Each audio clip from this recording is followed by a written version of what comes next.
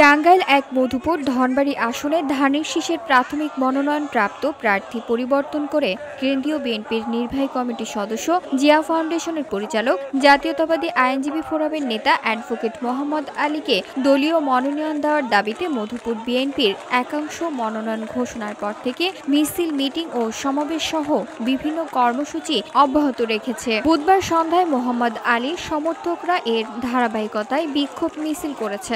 বিক্ষোভ মিছিলটি পৌর শহরের ময়মনসিংহ রোডে অবস্থিত মোহাম্মদ আলীর কার্যালয়ের সম্মুখ থেকে বের হয়ে মধুপুর পৌর শহর প্রদক্ষিণ করে ফিরে এসে সংক্ষিপ্ত সমাবেশ করে।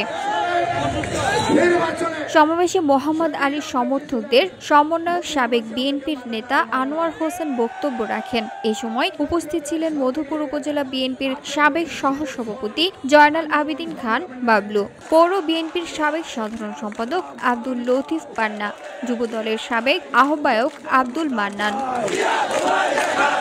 তারা দাবি করেন, গত ১৭ বছরে মোহাম্মদ আলী অন্তত ১৭টি মামলার আসামি হয়েছেন, ৩ বার জেলে গিয়েছেন। দলের জন্য তিনি নিবেদিত এবং এলাকার সন্তান হিসেবে তিনি জনপ্রিয়তার শীর্ষে। তবুও তাকে মনোনয়ন দেওয়া হয়নি। যাকে মনোনয়ন দেওয়া হয়েছে তিনি বিগত দিনের মাঠে ছিলেন না। তাকে মনোনয়ন দিয়ে এই আসনকে মূলত হারানোর আয়োজন করা হয়েছে।